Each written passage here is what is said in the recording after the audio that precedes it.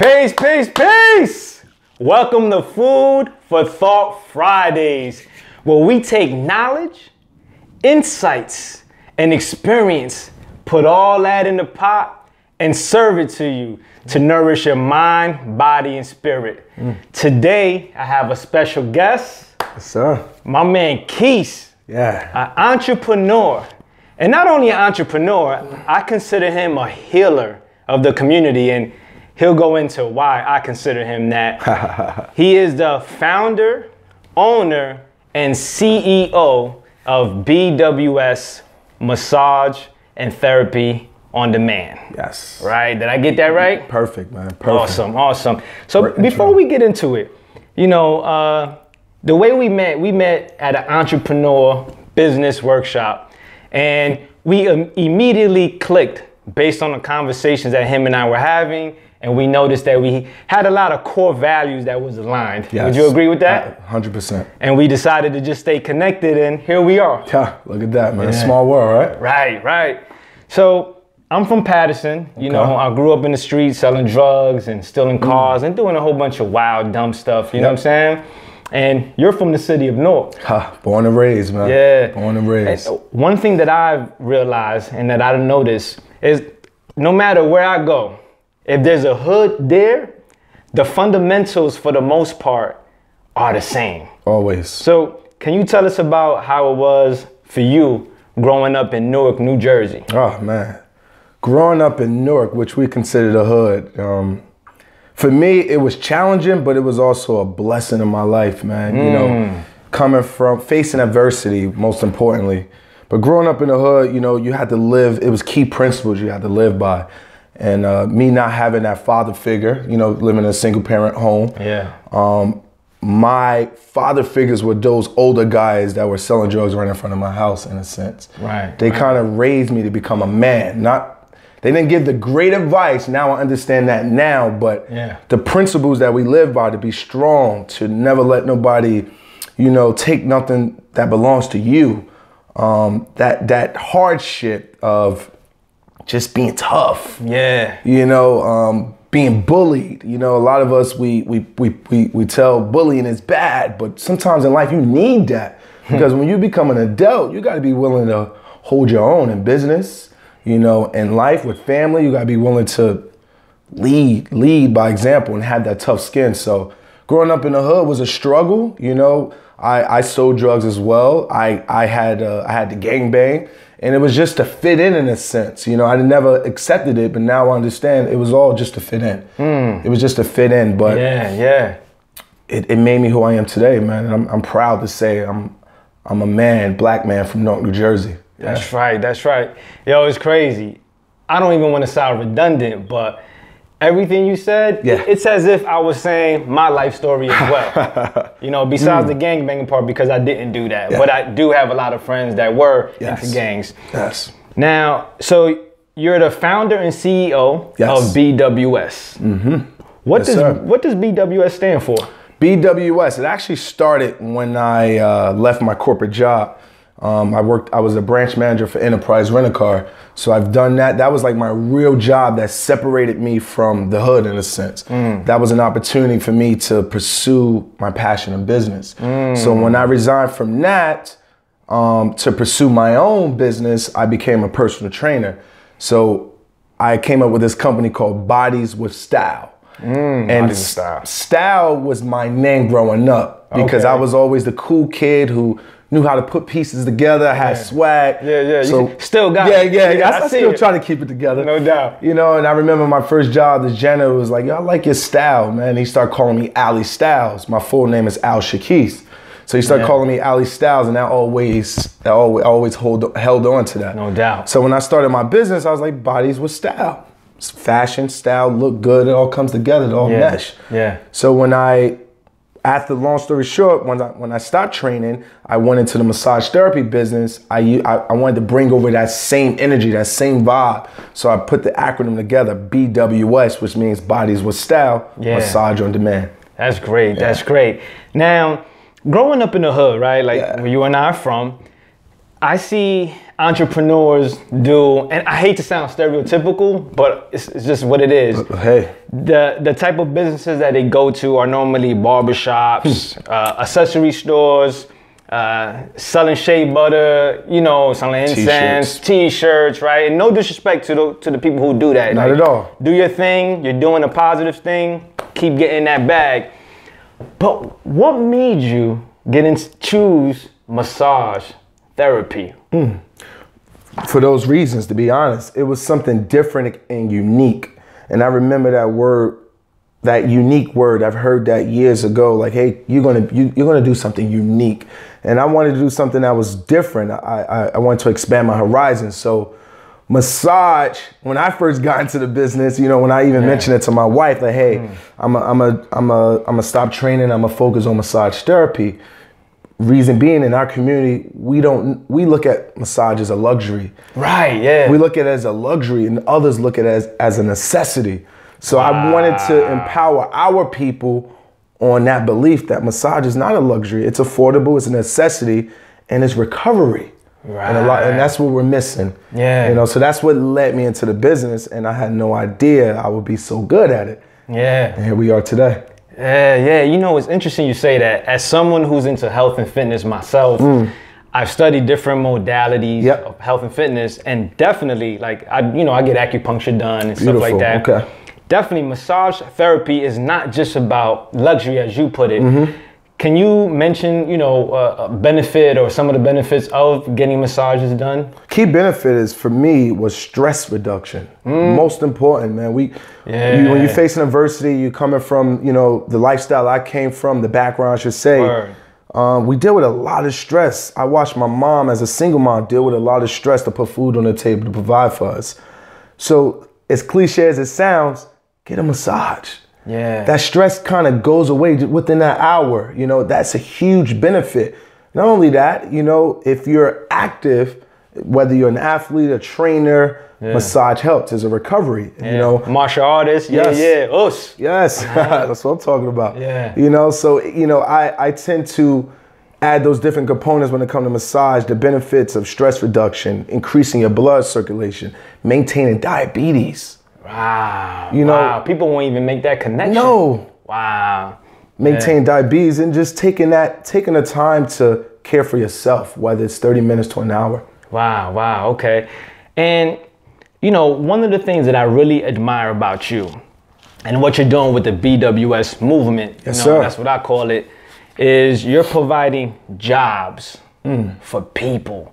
And having the background we come from, again, not to keep throwing it out there, but it just is what it is. Absolutely. We wouldn't be here if it wasn't for that. Hey, yes. I saw and still see the lack of economic empowerment and its influence on a lot of negative things that we did.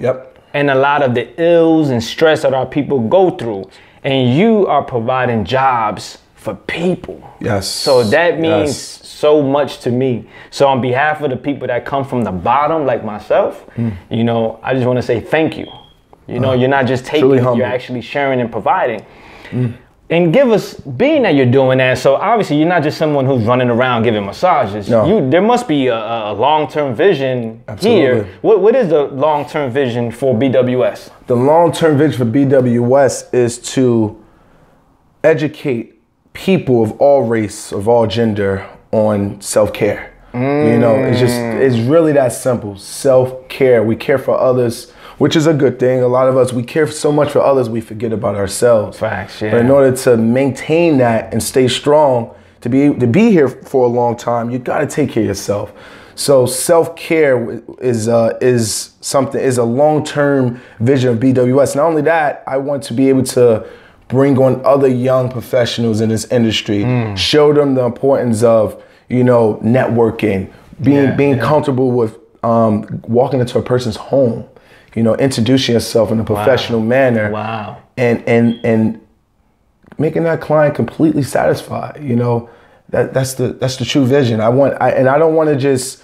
I thought of BWS Massager, the man. I didn't want people to just go to a spa and get that service. I wanted to have this on a global stage, you know, where You can go on the app, you can book your appointment, and within a little as 2 hours, we'll show up at your doorstep. Wow, that's talking about service. Yes. Yeah. So not only that, I'm putting other therapists in a position of power. These are people I'm training to become young professionals, young entrepreneurs. That's right. You know, and that's what I'm about. I don't have employees. I have a team that, you know, we're building a brand. I just want to have that umbrella for them. That's it. Yeah. I have similar vision, just as you, just taking another vehicle, you know, through personal development and being a life coach. I love that. So I'm part of your army. That's why I'm saying this, okay? Yes. However we could work together. And we will. You let me know, absolutely. We will. Can we get into your personal life a little bit? Let's do it. All right. So your son, his son was in the iced tea commercial. The iced tea commercial that everybody was, you know, running around crazy about. Your son was actually the guy behind the lemonade stand, right? That was him, Yeah. How did you guys get into acting? And another question, if you know, answer both of them at the same time if you want.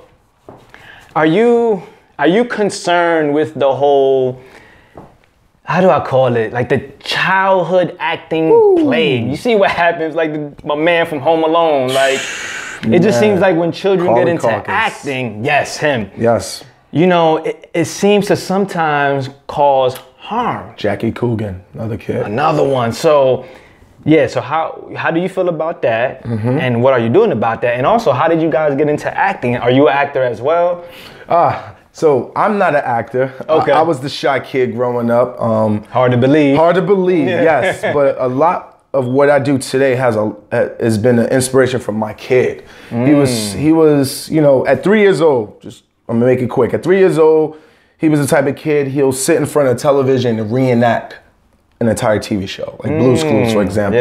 He was so photogenic, he has so much personality, black kid, curly hair. He was just a perfect child for television. Wow. But he gave us the idea to say he wanted to be on television one day. He said it himself? He said himself. How old was he when he said that? He was 3 turning 4. Wow. So with that, it was already, my wife and I was already thinking like, wow, he has what it takes. You know, you get a lot of parents like, your kid is a good looking kid, you should put him on television. But we knew that. Yeah. So immediately on the radio, it was Power 105.1. I remember like it was yesterday. Him and I were in the car. He was in the back seat. And it was like, if your kid is interested in acting, or want to be on television with shows like Nick Jr., Disney Channel, come to this audition in New York City, et cetera, et cetera. So immediately I called. I went. Everyone was saying it's a gimmick, don't do it. We went anyway. I remember like it was yesterday, my son went on stage. All he had to do was get on camera and be himself. Dope. And he was so natural with doing so that they invited us to Disney World for a week to audition in front of agents and different managers. Yeah. But it was a cost. Okay. And it wasn't cheap. You know, and we went in a corner, we talked about it, and I was like, you know what? This is an opportunity that I never had growing up. And this is his first opportunity at 3 and 4. And if this is something that he want to do, why not pursue it? I took so many losses in my life, a few grand. It's not gonna make or break me as a black man. So we did it. We paid for our flight to Disney World. We actually turned it to his 4th birthday party because it was around his birthday, which was July 15th. So we got the experience to go to Disney World with him during his birthday. And then within that week, he got the option to audition in front of so many other children and agents. So out of that, it was like a showcase in a sense. He was top 10 talent, over 100 kids. Wow. He was 4 years old. Congrats. That right there was like, this little kid is fearless. I have to live the rest of my life like this. Word. And that's what led him to the big audition with Geico. And being a parent with a kid that's in show business, my biggest fear was him not having that balance, being an actor, you know, not being able to have a childhood in a sense. You see a lot of these kids, they grow up and they lose their mind. For real. But most importantly, what they're missing is that parental guidance. It's all about balance, as cliche as it sounds. And I think we do a great job, my wife and I, with balancing his piano lessons, vocal lessons, acting lessons, and he's the only child. We let his friends come over every weekend.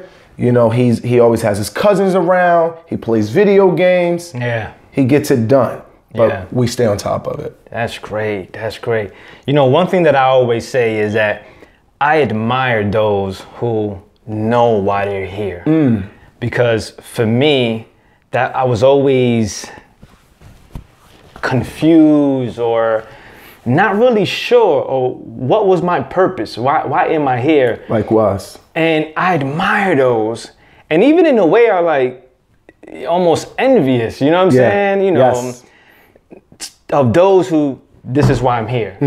And for your son to know at 3 that I am meant to be on TV, man, I mean, just, yo, super salute. You know what I'm saying? That's great. And super salute for you and your queen for investing in him. You know, right now we're in his home business office, and there's a sign that I noticed when I walked to the bathroom that says, I might misquote it, with greatness comes great sacrifice. Yes. Did I say it right? My son wrote that. Wow. It doesn't get any better. He wrote that. You know, because you mentioned, you know, it wasn't cheap. You know, you had to invest. So yeah, man, definitely salute. I want to segue in a little bit to your mind and who made you who you are. You know, I follow you. You know, we're friends. Obviously, and the things that you say and how you conduct yourself. You know, you're definitely someone who's about character development and personal development, which is my field.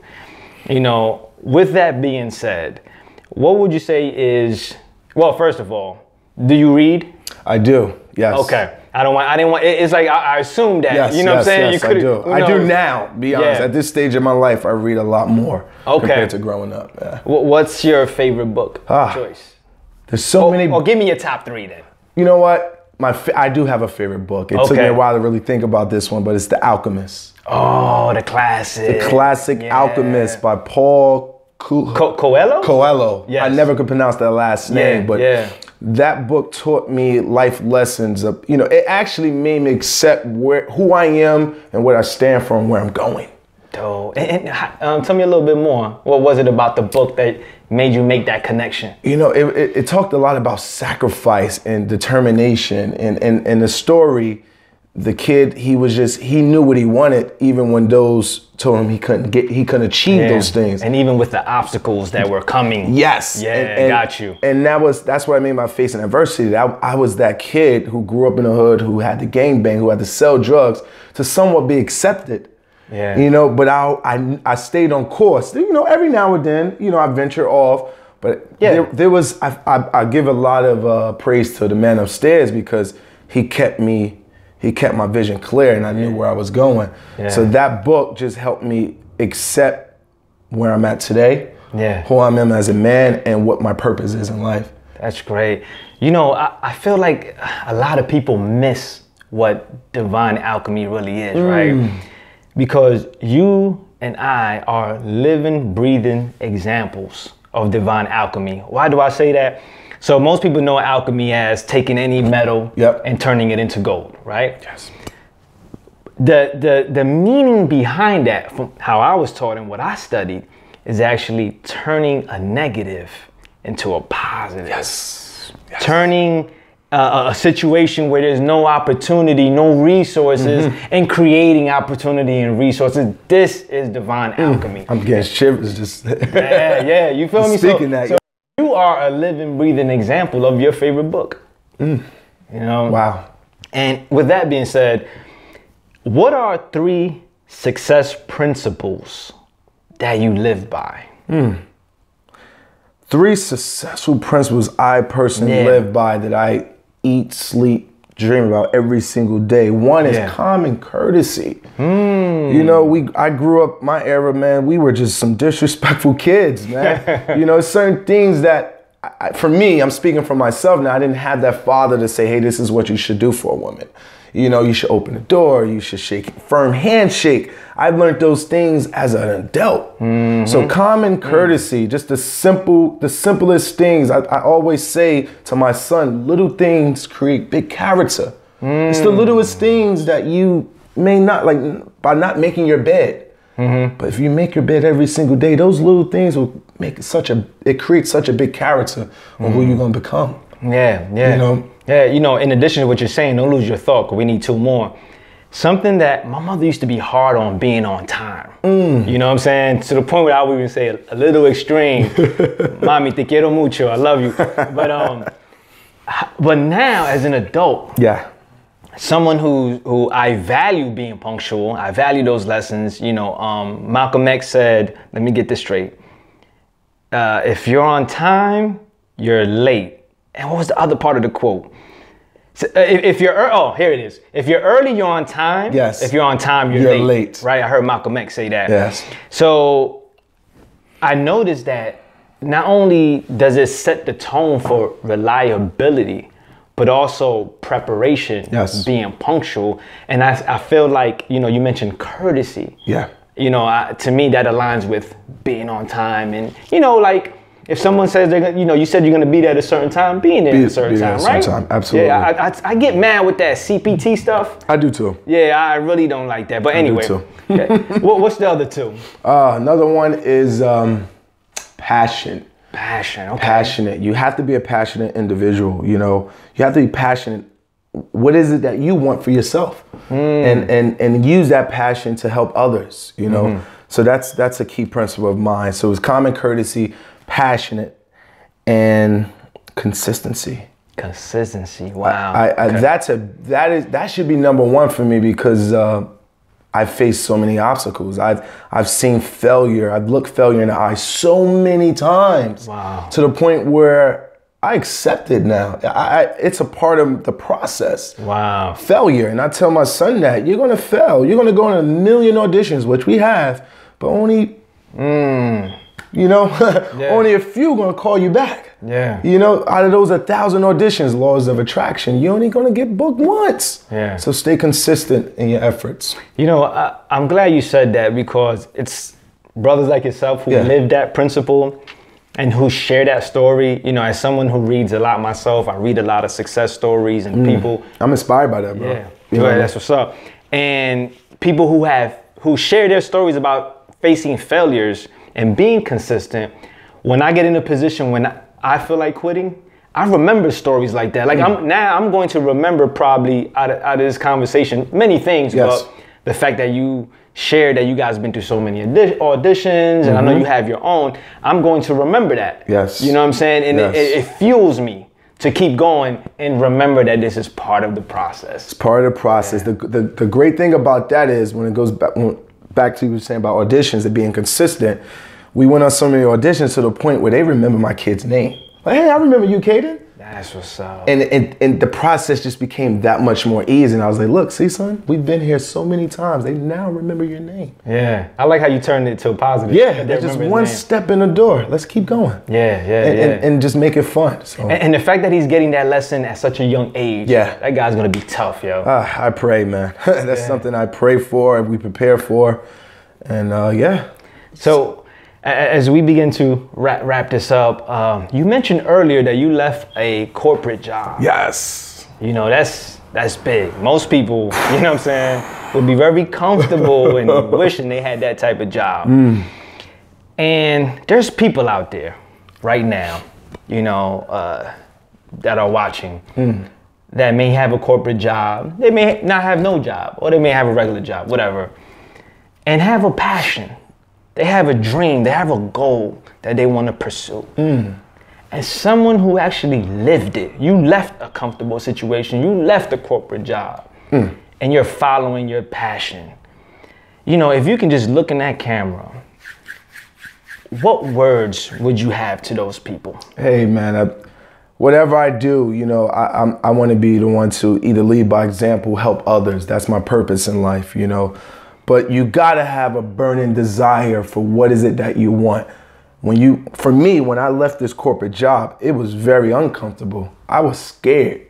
I was scared for my life because I have a family, you know, and then when I got home, I'm like, what's next? But you gotta be passionate. You gotta just look fear in the eye and say, you know what? I know where I'm going. I know my purpose. I know who I am, and be comfortable with that. So you can pursue greatness. You can do anything you want to do in this world as long as you stay consistent. Read, educate yourself, get out there, network. You know, most important for me, I got out there, I started going to seminars where I met this good brother at. Yeah. I started educating myself on how I can get to the level of success, and I'm still doing that. I'm not there yet.